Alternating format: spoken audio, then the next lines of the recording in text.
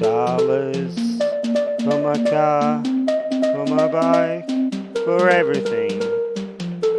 Just a few more dollars.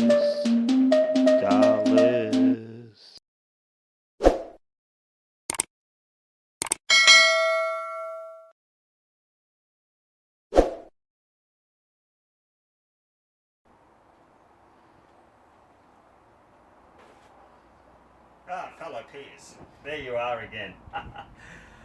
Chassis. Now, I just uncovered it, unveiled it for the first time in a few months. So, of course, underneath is painted, and as I said before, it looks better underneath than on top. It's still dirty, gathering dust. But here we have it. What I've got to do is work on the new ball joints. I have to press those in. I'm going to find a company that's got a press, and I'll pay them to press them out, or I'll press them out myself. It's not a biggie. As a fitter, we know how to press bearings in and out. Also here we have, this car was built in July 1972, and I'm not sure when these come out, but maybe in and approximately before July 72, they introduced the 3-point mount seats. A guide here, a guide there, and in here. And they have an action on there. There's a rod that comes out here, and it goes in and out and releases the seat, right? The rod and a spring, actually, and that does the operation of the seat. So that come out. I don't know the exact date, but this is a July 72 car. So these run through. And the 1300s had these from 72, 1302s, 1303s all have 3-point mount seats.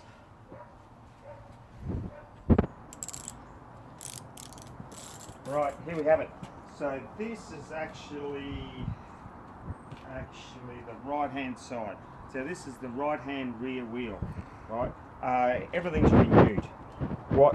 What is old and rusty, you make new. Or else, when you drive the car, you say, oh, I should have changed that, I should have rebuilt that, I should have done this.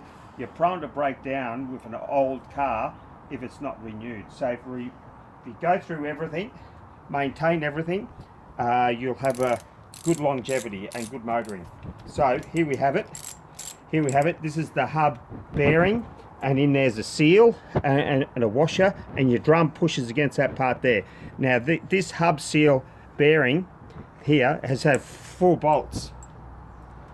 It has 4 bolts, and you need to torque them up. One guy said 36 pounds. I read in the book 44 pounds. Doesn't really matter. That's not nor here or there. But I'm doing it to approximately 36. Right, and what you do, this is what we call a torque wrench, and it'll go click at 36. So it goes like that, click. So we torque these things up. Ready? Click, click, and that's all nice and torqued up. And that's ready to put the drum on. Here we go. Here's my drum, painted in 2-pack, and as I said before, I experimented with yellow pinstripe. I like to do pinstriping, but I'm a little bit immature yet still. So here we go. Doesn't look that bad, does it, eh? Look at that, gem. So this should slide on. That's on there, and of course I cleaned up the nut. It looks like a brand new one, but it's not brand new. That is 50 years old. You just clean it up, and then I put it on the burner there, heat it up, then I spray paint it. Then you put it on here. Remember I talked about castellation? Castellation. There you go, held the thread. Beautiful, beautiful. And then you have to get a 36mm socket and a torque wrench, and that goes to 260 foot-pounds. Who would have thought? Who would have thought we understand these things? This is great. All done. Beautiful, beautiful paint. You pull the drum off again. There, and I've got the torque wrench here. Now I did mention that this was doing 36 foot-pounds. Now here we have the gauges, and we've got pounds here and Newton meters here. So it's 50 Newton meters and 36 foot-pounds there. and you adjust it via the end piece. Here, you wind that in and out, and you can adjust it. And I do have a manual, and you do have the on the line, online references. You know, mainly the best one that I've found is Samba, but there are probably other UK ones or English speaking ones. They'll tell you what to do, how much you torque those up. Not every bolt gives you a reference of torque. These ones at the back, 14 foot-pounds. These ones here, 11. These ones here, 14. These ones here, well, I did all these at 14, so that's it. Out of my way. Go to the toilet. See ya.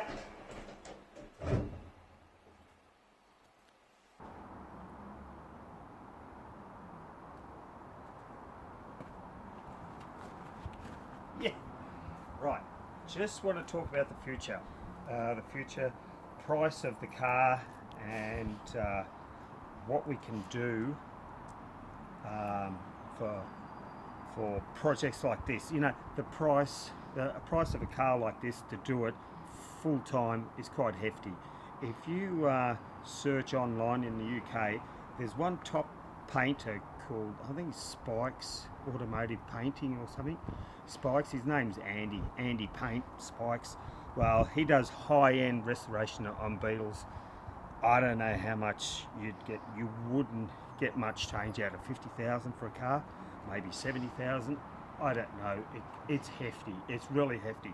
So the price of a restored car like this one, you may think, oh, the Beetle's only worth 10,000. Well, this one is a nut and bolt one, and I do know someone's already interested in it. So it's it'll be a fair price. It'll be a fair price. 10,000 is way too low. That's kind of like materials and purchase price is probably about 12 to 14 already. So I just wanted to bring that to light. Here we go. Here we go. I don't normally lick things, but since it's really good. Yeah. What are you looking at? So I dare say I've got the film crew here today, so I hope the missus doesn't see this episode, but probably this car will be sold, and I'll be looking for future projects. I really am looking for probably a Carmen of some sort, not just a Carmen gear, but a Carmen Cabriolet. As we've seen on another episode, I seen one. It was 962 and need a lot of work, and that was £6,700. So you know that costs a lot of. But with these projects, the reason why, if you want to buy a car that's complete and it's done, is £20,000 plus.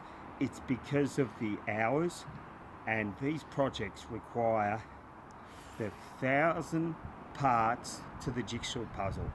Not every Tom, Dick and Harry, Joe Blow can do this sort of stuff. There's all these parts have to be all cleaned up, and where do they all go? You've got to have the patience, you've got to have the missus to allow time for this, and I really feel sorry for all these people who do put up their projects on eBay and for sale. They're honest.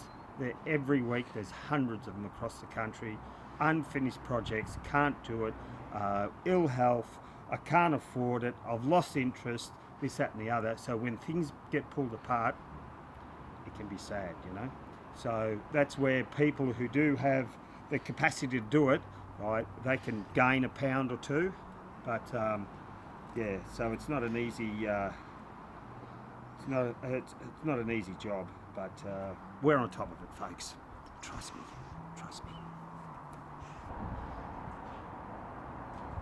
Dude. Here I come. I just remembered a project that we done early on in the 80s. I bought a 356 Porsche. I bought it with my father. We went halves in it, and we put it in the shed. We pulled it apart. and we didn't do any more to it. But this another car, exactly the same car, same colour, and they were Australian delivery Porsches. My brother bought one. They were ochre reds, 1959s, 1600 normals, right? And so he did his, and he went through, and he ended up painting his car, I think it was called a Fiat Blue. And he spent 8+ years on that car, and I helped him a bit. And he had a lot of patience and craftsmanship. Brother-in-law talks about workmanship. Well, and as I refer to him as Roo, that's my older brother, and Drew. Get it? Roo? Drew. So, and he finished that car, and credit to him, and that come out as a concours car, and he did really well on it. But that took him a long time. He was really into the detail. Well, on a project like this, I'm into the detail, but we need to snap it together and finish it.